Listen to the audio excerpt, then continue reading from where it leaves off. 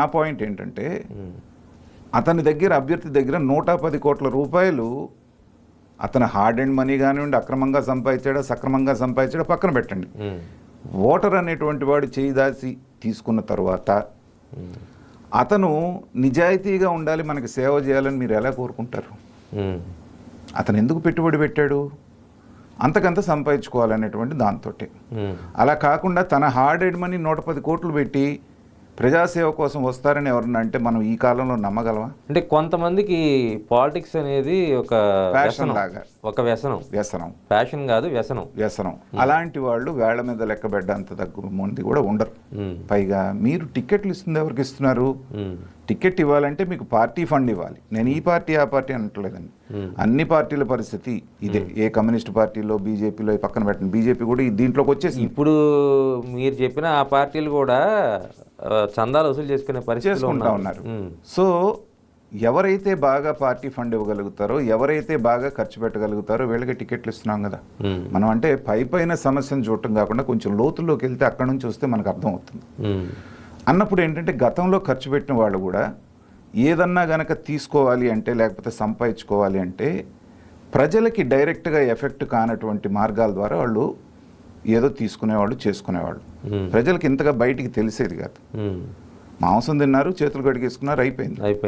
కానీ ఇప్పుడు పరిస్థితి ఎలా ఉందంటే మాంసం తిని ఎముకలు మెడలో వేసుకుంటున్నారు. ఇది పర్టికులర్గా ఎప్పటి నుంచి స్టార్ట్ అయిందంటే 2019-24 మధ్యన జగన్మోహన్ రెడ్డి గారి ప్రభుత్వం వచ్చిన తర్వాత ఒక ఎమ్మెల్యే వద్దంటే కూడా ఎంత సంపాదించగలడు అనేటువంటిది వాళ్ళు ఒక బెంచ్ మార్క్ సెట్ చేశారు. ప్యాకాట్ క్లబ్బులు నడుపుకోవాలంటే ఇంత, ఇసుక తోకొని పోవాలంటే ఇంత, ఇసుకలో నుంచి ఇంత, మట్టిలో నుంచి ఇంత, రియల్ ఎస్టేట్ వ్యాపారంలో నుంచి ఇంత రేట్లు ఫిక్స్ చేశారు.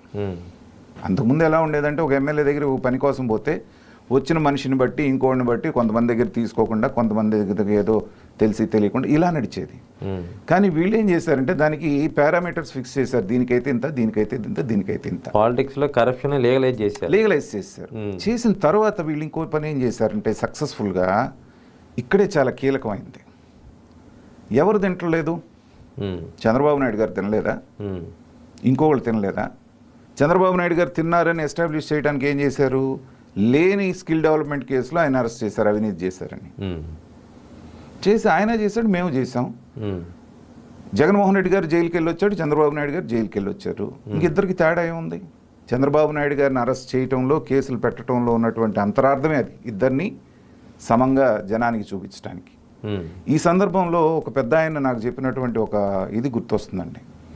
ఒక IAS officer, retire IAS officer, చాలా నిజాయితీపరుడు, నాకు బాగా తెలిసిన వ్యక్తి.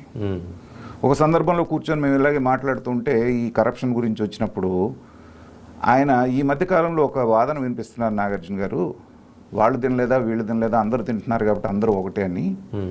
కానీ అంతా ఒకటి కాదండి. ఒక పార్టీ నడపాలంటే కొంత ఫండ్ కావాల్సిందే. దానికి జనాన్ని పీడించకుండా తీసుకుంటాం అనేటువంటిది ఒక పద్ధతి ఉంది. ఆ నెపంతో జనాన్ని రక్తం పీల్చేసి సంపాదించడం అనేటువంటిది రెండో పద్ధతి ఉంది. దీనికి ఒక ఉదాహరణ చెప్తాను నేను. జంతువులు 3 రకాల జంతువులు 3 రకాలుగా నీళ్లు తాగుతాయి. లేడి ఉంటుంది, ఒక సరస్సు దగ్గరికి వెళ్ళి అది మూతి పెట్టి నీళ్లు తాగినప్పుడు సరస్సులో ఏమాత్రం కదలిక రాదు, అది తాగినట్టు కూడా తెలియదు, దేన్ని డిస్టర్బ్ చేయదు, దానికి కావాల్సిన వరకు తాగి వెళ్ళిపోతుంది. ఇది మొదటి రకం. రెండో రకం ఆవు ఉంది. ఆవు కూడా నీళ్లు తాగుతుంది. అది ఊరికి అలా కాకుండా 2 కాళ్ళు లోపల పెట్టి కొంచెం ముట్టెతో అటు ఇటు అని దానికి కావాల్సిన నీళ్లు తాగుతుంది, కొంత కదలిక వస్తుంది చెరువులో. ఇది రెండో రకం. ఇక మూడో రకం ఉంటుందండి, దున్నపోతు. అది వెళ్ళటం ఎగిరి చెరువులో దూకుద్ది. దూకిన తర్వాత దాన్ని మొత్తం అల్లకల్లోలం చేసేసి బురదమయం చేసేసి తాగిన వరకు తాగి బయటకు వచ్చిన తర్వాత రోడ్డు మీద వెళ్తూ దాని తోకకున్న బురదను అన్నింటినీ కొట్టుకుంటూ తీసుకెళ్తుందండి, అందరికీ కొట్టుకుంటూ. 3 నీళ్లు తాగటమే. కానీ లేడీ ఎవరు అనేటువంటిది నేను చెప్పాల్సిన పని లేదు. దున్నపోత అనేది కూడా నేను ఎవరికి చెప్పాల్సిన పని లేదు. దున్నపోత చేసింది ఏంటంటే ఆ సరస్సుని బురదమయం చేయటం అంటే వ్యవస్థను నాశనం చేయటం. తను చేయాల్సిన కరప్షన్ చేస్తూనే చుట్టూ ఉన్నటువంటి వ్యవస్థను నాశనం చేసింది, బురదమయం చేసింది. చేయటమే కాదు, ప్రాణాలు కాపాడుకోవడానికి అందరూ నీళ్లు తాగాల్సిందే. కానీ ఇది అది కాదు. సో బయటకు వచ్చిన తర్వాత కూడా ఏం చేస్తుంది, తోకతో అందరికీ కొట్టుకుంటా పోతుంది. కాబట్టి ఇంతమంది ఐఏఎస్లు ఐపీఎస్లు లోపల ఉన్నారండి అంటే ఎంత యాప్ట్గా ఆయన స్టడీ చేశారనేటువంటిది అనిపించింది. అది కరెక్ట్గా ఇప్పుడు సరిపోయింది. మొన్న కేంద్ర మంత్రి గారు చెప్తున్నారు, అసలు అవినీతి చేసిన వాళ్ళందరినీ అరెస్ట్ చేయాలంటే ఈ వ్యవస్థలో ఉన్న ఎవరు మిగలరు, ఉద్యోగులందరినీ కూడా చేసేయాల్సిందే, ఇంకెవరు మిగలరు. కొంతమంది అవసరం కోసం, కొంతమంది భయంతో, కొంతమంది ఆశతో ఏ రకంగా అయినా కానీ ఆ ఊబిలో దిగిపోయి ఉన్నారు. సో దాంట్లో వ్యక్తులను తప్పు పట్టాలా, వ్యవస్థను తప్పు పట్టాలంటే అది మళ్ళీ పెద్ద డిబేట్ అవుతుంది. సో నేను అనేది ఏంటంటే, గతంలో తెలుగుదేశం అనేటువంటిది నేను ఒక రాజకీయ విశ్లేషకుగా చూశాను కాబట్టి లేడీలాగా నీళ్లు తాగేది. ఎవరిని కాంట్రాక్టులను అడిగినా మీరు చెప్తారు వాళ్ళు మొహమాటం లేకుండా. 2% అనేటువంటిది ఏదన్నా ఒక బిల్లు వచ్చినా లేకపోతే ఒక కాంట్రాక్ట్ వచ్చినా పార్టీ ఫండ్గా ఇవ్వటం అనేటువంటిది సర్వసాధారణం అండి. ఎందుకంటే ఒక పార్టీ నడపాలి కాబట్టి. అదే కాంట్రాక్టర్స్ని రాజధాని చంద్రబాబు నాయుడు గారి ప్రభుత్వం దిగిపోయిన తర్వాత వాళ్ళు వెళ్ళి మేము చేసుకుంటామండి అంటే, మీరు 10% ఇస్తే 20% ఇస్తే చేసుకోండి లేకపోతే లేదన్నారు. ఇదే జగన్మోహన్ రెడ్డి అదే కాంట్రాక్ట్. అప్పుడు దాకా 2% ఇవ్వడానికి నేను మొహమాటం లేకుండా అన్ని బయటికి వివరంగా చెప్తున్నాను.